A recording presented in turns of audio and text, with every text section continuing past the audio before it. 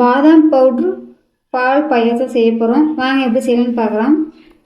அதுக்கு ஜவ்வரிசியை காலையில் நான் ஊற வச்சு எடுத்து வச்சுருக்கிறேன். அதை வேக வச்சுக்கலாம்.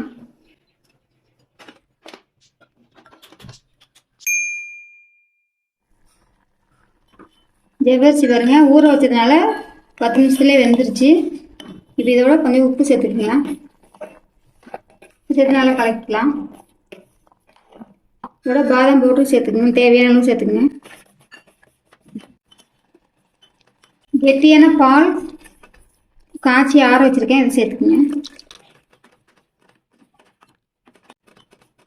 கண்டென்ட் மில்க் தேவையான அளவு சேர்த்துக்குங்க. இது நம்ம டேஸ்ட்டுக்காக சேர்க்குறோம்.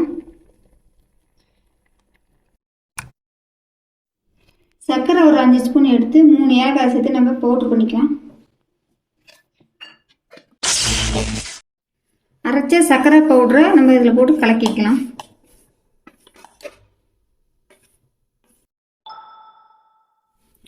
நைட்டே ஊற வச்ச பாதாம் பிசினை சேர்த்துக்கலாம். தேவையான அளவு சேர்த்துக்கலாம்.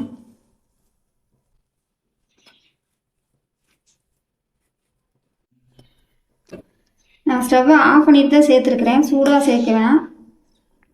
ஒரு கொதி வந்தோடனே நம்ம ஸ்டவ்வை ஆஃப் பண்ணிவிட்டு பாதாம் பிசினை சேர்த்துக்குங்க. ரொம்பவே சிம்பிளான பாதாம் பவுட்ரு பால் பாயாசம் ரெடியாச்சு. இது போல் நீங்களும் செஞ்சு பாருங்கள்.